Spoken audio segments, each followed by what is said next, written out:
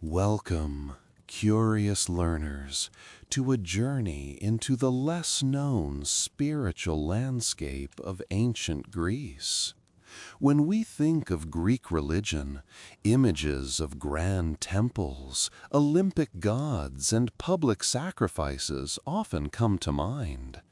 But beneath this visible layer, there was a vibrant, often exclusive world of secret clubs, what historians call mystery cults. These weren't clandestine spy rings or subversive political groups in the modern sense.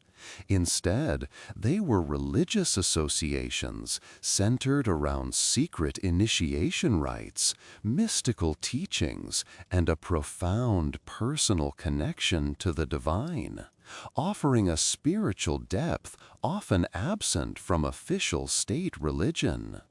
Today, we'll demystify these groups, exploring their purpose, practices, and the powerful allure they held for people across all strata of Greek society. We'll examine how they coexisted with public worship and why their secrets were so fiercely guarded. Prepare to look beyond the myths and into the heart of ancient Greek spirituality. Before we dive into specific examples, let's clarify what secret truly meant in this context.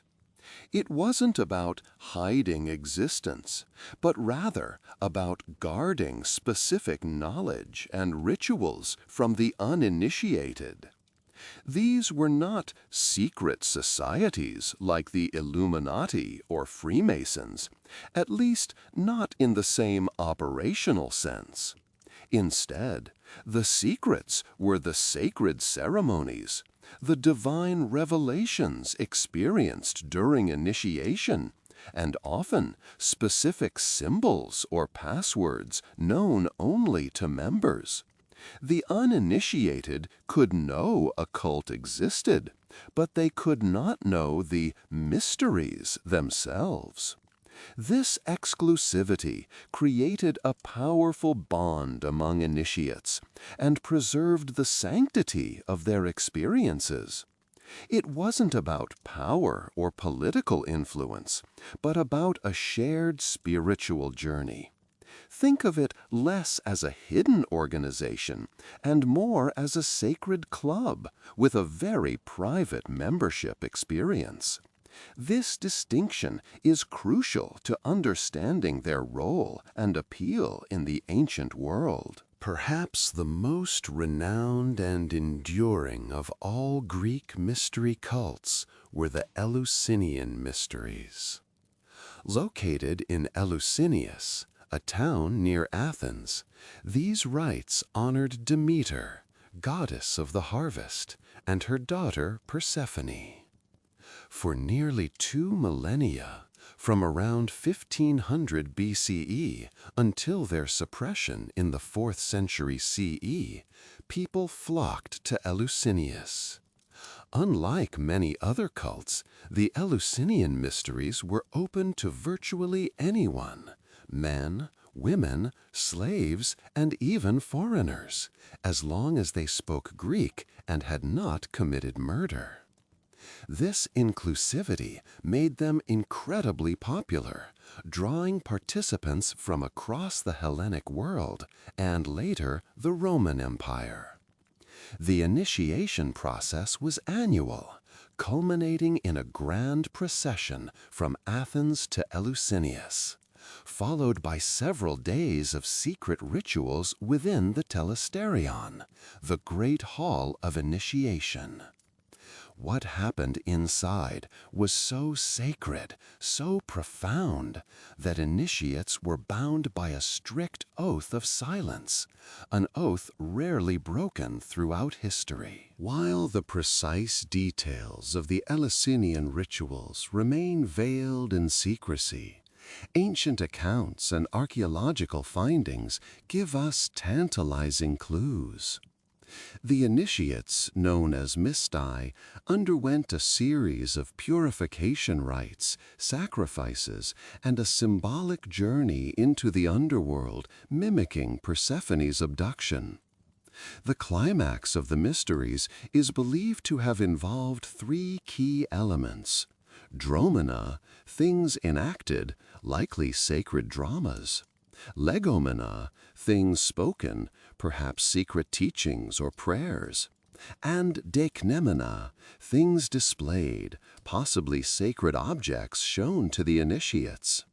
The overall experience was profoundly transformative, promising initiates a blessed afterlife and a deeper understanding of life, death, and regeneration, symbolized by the cycle of agriculture. It offered a personal, emotional connection to the divine that traditional public religion often lacked, providing comfort and hope in the face of mortality. The promise of immortality was a powerful draw. Moving from the communal experience of Eleusis, let's explore Orphism, a more philosophical and ascetic tradition. Emerging around the 6th century BCE, Orphism is attributed to the mythical poet Orpheus, who famously descended into the underworld and returned. Unlike civic cults, Orphism wasn't tied to a specific location or annual festival. Instead, it was a set of beliefs and practices adopted by individuals or small groups. Its core tenets included the belief in the transmigration of the soul, reincarnation, and the idea that the human soul was divine, but trapped in a mortal body. Orphic sought to purify the soul through ascetic practices, vegetarianism, and adherence to specific ethical codes, believing that through this purification, the soul could eventually escape the cycle of rebirth and return to its divine origin. Orphic texts, often written on thin gold tablets buried with the dead, contained prayers and instructions for the afterlife, reflecting a deeply personal quest for salvation and purity. Another influential group with secret elements was the Pythagorean Brotherhood, founded by the philosopher Pythagoras in southern Italy around the late 6th century BCE. While not a mystery cult in the traditional sense, the Pythagoreans operated as a tight-knit, almost monastic community with distinct esoteric teachings. Members adhered to strict rules of conduct, diet, often vegetarian, and a shared commitment to intellectual and spiritual development. Their secrets revolved around advanced mathematical, astronomical, and musical theories, which they believed held the keys to understanding the cosmos. For them, numbers were not just abstract concepts, but divine principles that governed reality. Initiation into the Brotherhood involved rigorous study and a period of silence, and breaking the oath of secrecy could lead to expulsion or worse. This intellectual elite sought to live a life in harmony with the cosmos, believing that philosophical contemplation and ethical living could purify the soul and bring one closer to the divine order. From the cerebral world of Pythagoras, we move to the ecstatic and often misunderstood Dionysian mysteries. Dedicated to Dionysus, the god of wine, revelry, fertility, and ritual madness, these cults were celebrated across Greece. Unlike the Eleusinian mysteries, which had a structured annual format, Dionysian rites could be more spontaneous and decentralized, often taking place in wild, remote locations. Participants, primarily women, known as maenads, would engage in frenzied dances, music, and consumption of wine, seeking ecstasis, literally standing outside oneself, a state of divine possession. This wasn't mere drunken revelry. It was a deeply spiritual experience, a temporary escape from societal norms and personal inhibitions, allowing direct communion with the god.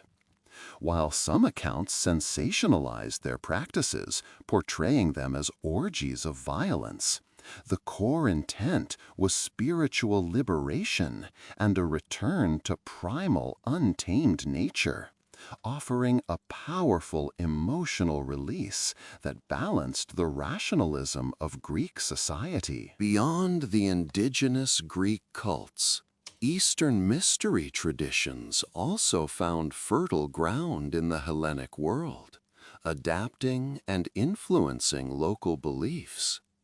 A prominent example is the cult of Cybele, the great mother goddess, often associated with her consort Attis. Originating in Anatolia, modern-day Turkey, the worship of Cybele spread to Greece and later Rome, particularly from the 6th century BCE onwards. Her cult was characterized by ecstatic public processions, wild music, and sometimes extreme acts of devotion, including ritual self-castration by her priests, the Gallus, symbolizing Attis's self-sacrifice. These rituals, while shocking to some Greeks,